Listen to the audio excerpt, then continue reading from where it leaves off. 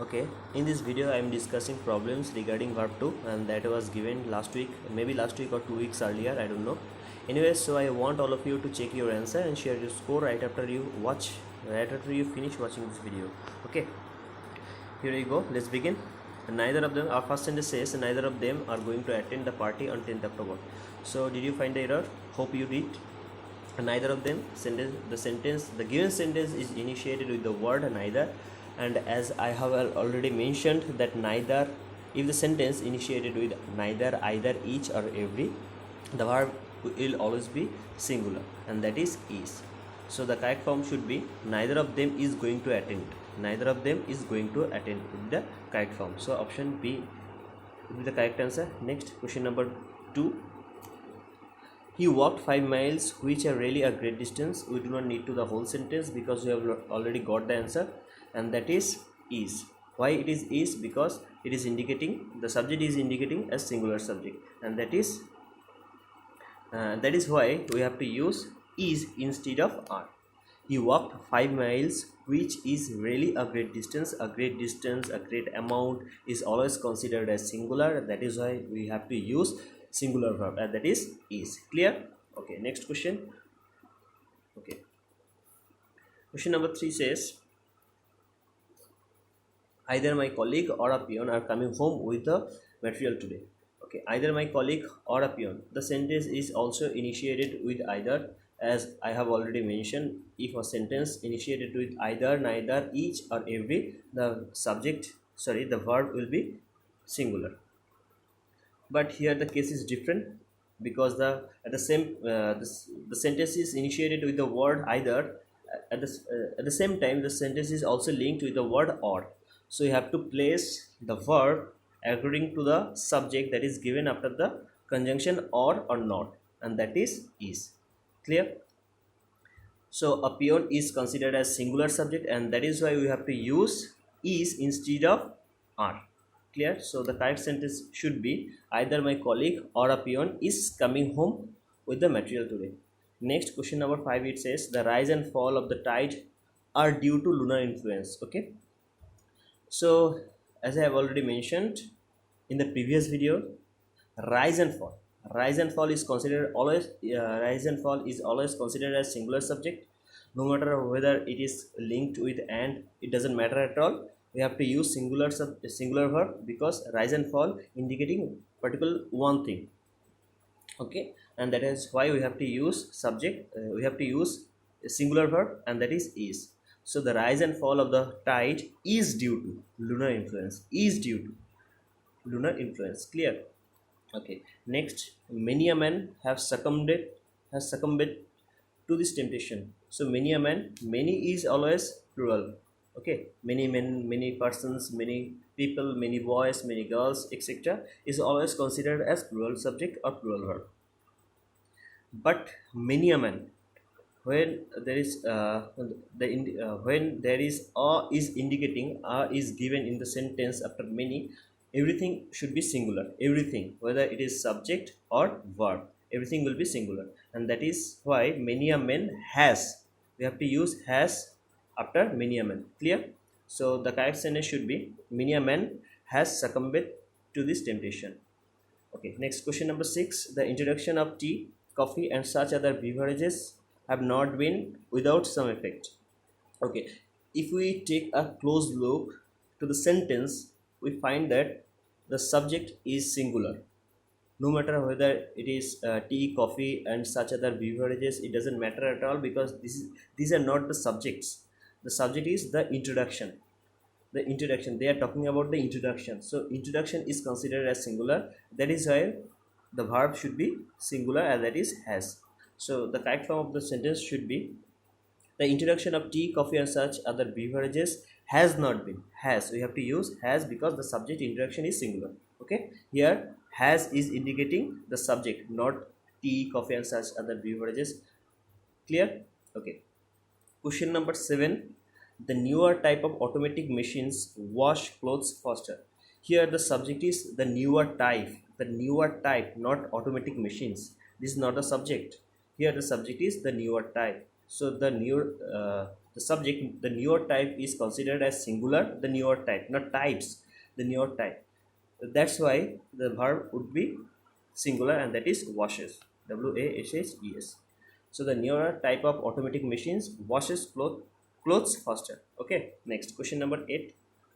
It says each of the students, each, the sentence is initiated with the word each, and as we have already know, as we know, every, either, each or neither always takes singular verb after them, right? And that is why each of the students in the computer class has to type.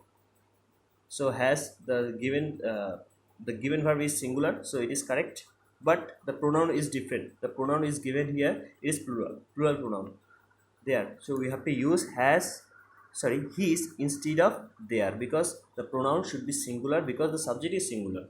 So each is always considered as singular, that is why the verb is singular, so this form is correct. But in the third sentence it says there, we do not need to use there because there is considered a plural subject. Okay, and that is why we have to use his, because each, the word each always takes his instead of their. Clear? Next, question number 9. Every one of the films you suggested. So everyone, each, every, either, neither. The sentence initiated with everyone. So the verb will always be singular. It is already clear, right? It is already clear, as we have already mentioned in the earlier sentences, earlier problems, right? So every one of the films is considered as singular subject, so that's why our verb will be always singular, and that is. So every one of the films you suggested is worth seeing, not are. Clear? Next, question number 10. It says, wait. Question number 10, it says the secretary and the principal of the college are attending the district development council meeting at the collectorate. Okay, the secretary and principal, the sentence initiated with the word the, that is an article. The secretary means one person, and principal, that means the the author wanted to say the secretary, the person who is secretary is also a principal. Okay, so that's why the subject will always be singular, and that is not are. Clear?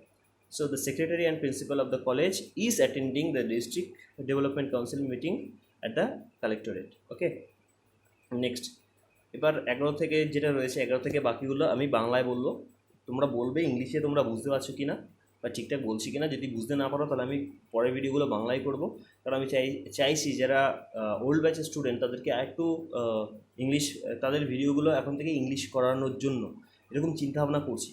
তো আমাকে অবশ্যই গ্রুপে জানাবে যে bilingual করলেই হবে, মানে আগের মতো যেরকম ইংলিশ বাংলা দুটো মিলিয়ে, নাকি শুধুমাত্র ইংলিশে যেরকম ফার্স্ট 10টা বললাম সেরকম করাবো। যাই হোক, 11 জায়গাটা দেখো, there is only one of his novels that are interesting. So এখানে দেখো কি রয়েছে, দ্যাট রয়েছে, মুছে দিচ্ছি, রয়েছে দ্যাট রয়েছে। তো দ্যাটের আগে যে নোভেলস রয়েছে সেই অনুযায়ী হওয়া উচিত, তাই তো? কারণ আমরা জানি যে যে কোনো রিলেটিভ ক্লজ যেটা থাকে তার আগে যে সাবজেক্ট থাকে সেই অনুযায়ী ভার্বটা হয়।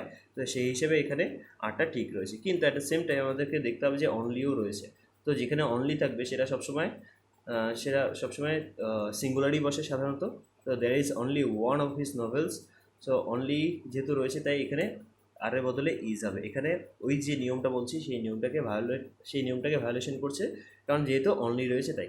Next, question number 12। তাহলে ফাইনাল অ্যান্সার কী হবে? There is only one of his novels that is interesting, কারণ অনলি বলেছে তাই। যদি অনলি না থাকতো তাহলে কী হতো? There is one of his novels that are interesting, তাহলে ঠিক ছিল।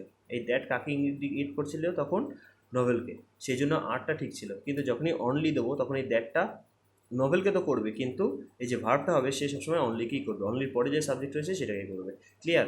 একটু ডিফিকাল্ট রয়েছে। যাই হোক, নেক্সট 12 জায়গাটা দেখো কী রয়েছে, knowledge of at least 2 languages. Knowledge of at least 2 languages, তাহলে এখানে সাবজেক্টকে নলেজ, সেই অনুযায়ী ভার্বটা কী হবে? আর তো ডেফিনেটলি হবে না, কী হবে? ইজ হবে, কারণ নলেজ ইজ কনসিডার, মানে নলেজটাকে সবসময় সিঙ্গুলার হিসেবে ধরা হয়। বুঝতে পেরেছো? নেক্সট 13 জায়গাটা দেখো, বিট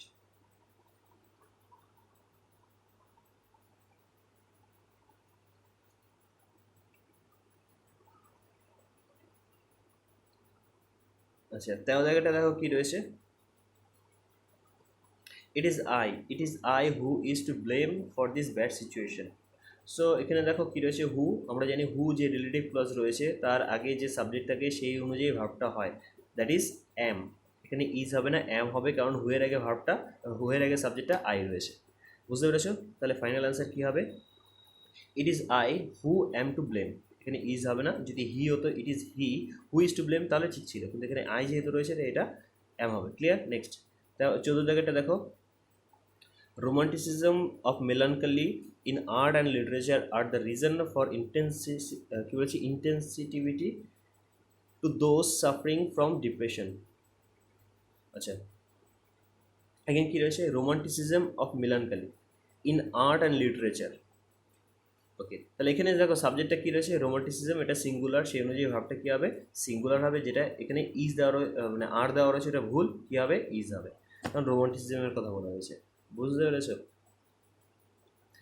আচ্ছা, তাহলে ফাইনাল অ্যান্সার কী হলো, দ্য 14 জায়গাটা কী রয়েছে, romanticism of melancholy in art and literature is the reason for insensitivity to those suffering from depression. Okay, 15 জায়গাটা দেখো কী রয়েছে, 15 জায়গাটা patience as well as perseverance. তো এখানে পেশেন্স অনুযায়ী সাবজেক্টটা কী হবে, ইজ হবে, কারণ আমরা জানি as well as, together with, along with এগুলো দ্বারা যদি যুক্ত থাকে তাহলে ফার্স্টের সাবজেক্ট অনুযায়ী হয়, দ্যাট ইজ পেশেন্স। পেশেন্স অনুযায়ী এখানে সাবজেক্টটা কী হবে, ইজ হবে। ক্লিয়ার? নেক্সট দেখো কী রয়েছে, 16 জায়গাটা, in Singapore my brother in love with his wife রয়েছে, with, along with, together with, যাই থাকুন কেন ফার্স্টের সাবজেক্ট অনুযায়ী হবে ভার্বটা। My brother in law singular, সেজন্য এটা কী হয়ে যাবে, ভার্বটা কী হয়ে যাবে, singular, that is was. Clear? Next 17 জায়গাটা দেখো,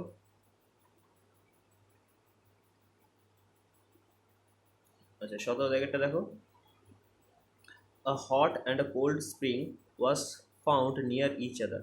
A hot and a cold spring. তো দেখো দুটো ওয়েদারের কথা বলছে এখানে, আর্টিকেল দুটো, একটা হচ্ছে এ হট, একটা হচ্ছে এ কোল্ড। তার মানে যতগুলো আর্টিকেল থাকবে ততগুলো সাবজেক্ট, আমি বলেছিলাম প্রিভিয়াস ভিডিওতে। তো আ হট যেহেতু একটা সাবজেক্ট, আ কোল্ড আর একটা সাবজেক্ট, তো দুটো সাবজেক্ট মিলে কী হয়, একে একে মিলে কী হয়, দুই হয়। যেহেতু একের বেশি রয়েছে তাই ভার্বটা কী হবে, প্লুরাল ভার্ব হয়ে যাবে, দ্যাট ইজ ফায়ার। তাহলে ফাইনালি সেন্টেন্সটা কী হবে, a hot and cold spring are found near each other. Okay, 18 জায়গাটা দেখো, either of the roads. Either বলে দিয়েছিলাম যে আইদার, ইচ, এভরি এগুলো থাকলে সবসময় ভার্বটা কী হয়ে যায়, সিঙ্গুলার হয়। এখানে লিড ভার্বটা যেটা দেওয়া রয়েছে ওটা প্লুরাল ভার্ব রয়েছে, তো ভার্বের সঙ্গে এস যুক্ত করলে ভার্বটা সিঙ্গুলার হয়ে যায়, তো লিডটা কী করে দেবো, লিডস করে দেবো, তাহলে সিঙ্গুলার হয়ে গেল। ওকে, নেক্সট দেখো কী রয়েছে, তাহলে এটা ফাইনালি হবে, লিডটা হবে লিডস, তাহলে ফাইনালি কী হলো অ্যান্সারটা, either of the roads leads to the park. Okay, next 20 জায়গাটা কী রয়েছে, the whole block of flats including 2 shops were destroyed in fire. Okay, the whole block of flats, তাহলে এখানে সাবজেক্ট কে, দ্য হোল ব্লক নাকি flats, নিশ্চয়ই flat নয়, ফ্ল্যাটগুলোর কথা বলেনি, এখানে বলেছে হোল ব্লক, পুরো ব্লকটার কথা বলা হয়েছে।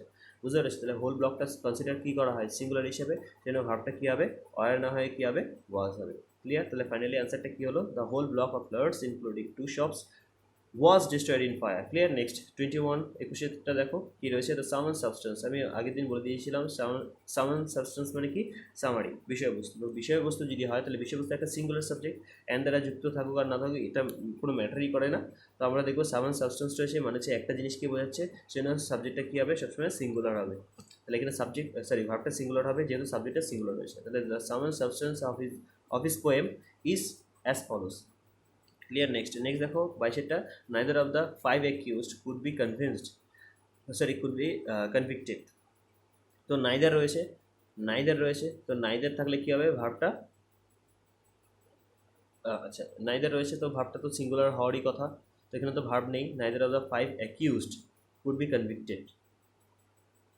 আচ্ছা, তো এখানে অন্য জায়গায় এরর রয়েছে, দেখো নাইদারের ব্যাপারে একটা কথা বলে দিই। নাইদার সবসময় কি, নাইদারের মধ্যে দেখা আইদার রয়েছে, নো আইদার মানে দুজনের মধ্যে কেউই না। তার মানে কি, আইদার রয়েছে, আইদার মানে কি দুজনের মধ্যে যে কোনো একজন, তাই তো, আর নাইদার মানে হচ্ছে দুজনের মধ্যে কেউই না, তাই তো। তো এখানে দেখো নাইদার যেখানে থাকবে সেখানে সবসময় যদি উল্লেখ করা থাকে তাহলে টু উল্লেখ করে থাকতে হবে, মানে দুজন উল্লেখ করে দেওয়া থাকতে হবে, অথবা কোনো উল্লেখ থাকবেই না, তাহলে বুঝে নেবো যে ওটা নাইদার মানে দুজনের কথাই বলেছে। কিন্তু এখানে 5 বলে দিয়েছে, 5 তো নাইদারের সঙ্গে যায় না, এই জন্য কী হবে, নাইদার অফ দ্য অ্যাকিউজড। হয় এটা করবো নাইদার অফ দ্য অ্যাকিউজড, অথবা নাইদারটাকে রং করে আমি এটাকে করবো নান অফ দ্য অ্যাকিউজড, কারণ যদি অনেকের মধ্যে কেউই না বোঝায় তাহলে নান বসাতে পারি, তাই তো। তাহলে সেই পারপাসে আমরা কী বসাবো, none of the 5 accused could be convicted. তাহলে কী হবে, নাইদারের বদলে নান হবে, কারণ নাইদার মানে হচ্ছে দুজন, তো দুজন তো এখানে উল্লেখ করা নেই, এখানে 5 জন রয়েছে, তো 5 জনের ক্ষেত্রে কী হবে, নান ইউজ করবো, আর দুজনের ক্ষেত্রে নাইদার ইউজ করবো। যেখানে দুজন উল্লেখ নেই সেখানে নাইদার দিতে পারে, কারণ তখন বুঝে নিতে হবে যে ওখানে দুজন রয়েছে। এক্সাম্পল, যদি আমি এই সেন্টেন্সটাকে অন্যভাবে লিখি নাইদার দিয়ে, তাহলে সেন্টেন্সটা কীভাবে হবে, নাইদার অফ দ্য অ্যাকিউজড।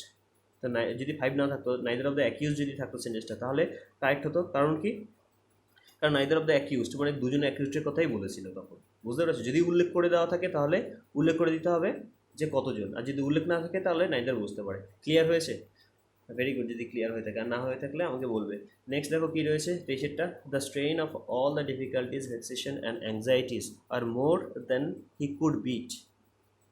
এখানে সাবজেক্ট কী রয়েছে, দ্য স্ট্রেইন, তাই তো? তাহলে দ্য স্ট্রেইন, এটা সাবজেক্ট, সিঙ্গুলার সাবজেক্ট, এই জন্য ভার্বটা দেখো কোথায় রয়েছে, ওয়ারের বদলে কী হবে, ওয়াজ হবে, কারণ এখানে সাবজেক্টটা সিঙ্গুলার। ক্লিয়ার হয়েছে? 24-এরটা দেখো, এভরিবডি দিয়ে সেন্টেন্সটা রয়েছে, ভার্বটা কী হবে, এভরিবডি দিয়েছে, আমি অন্য কিছু দেখবো না, ভার্বে চলে যাবো। ভার্বটা কী রয়েছে, হ্যাজ রয়েছে, সিঙ্গুলার রয়েছে, কোনো অসুবিধা নেই। কিন্তু এভরিবডির জন্য যে মানে প্রোনাউনটা ইউজ করা হয় সেটা দেখো দেয়ার রয়েছে, দেয়ার হবে না, এখানে হিজ হবে। ক্লিয়ার হয়েছে কেন হিজ হবে, কারণ এভরিবডি সবসময় সিঙ্গুলার হিসেবে কনসিডার করা হয়, কিন্তু দেয়ার প্রোনাউনটা সবসময় প্লুরাল নাম্বারের জন্য বসে, কিন্তু এখানে তো প্লুরাল দেওয়া নেই, এখানে সাবজেক্টটা সিঙ্গুলার দেওয়া রয়েছে, এই জন্য হিজ হবে। এবার কোশ্চেন হচ্ছে, স্যার এভরিবডি বলতে তো ফিমেলও বোঝায়, এখানে হিজ না দিয়ে তো হাড়ও দিতে পারি, তো এখানে হাড় দেবো না কেন? আমরা জানি যে লেডিস ফার্স্ট, সবসময় লেডিসের প্রায়োরিটি বেশি, এখানে কেন দেবো না?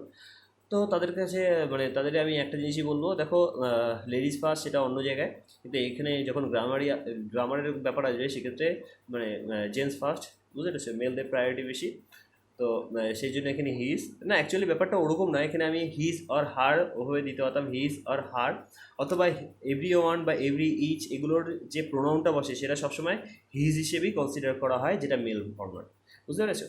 নেক্সট এখানে হিজ হবে দেয়ারের বদলে। নেক্সট দেখো 25-এরটা, every woman in the world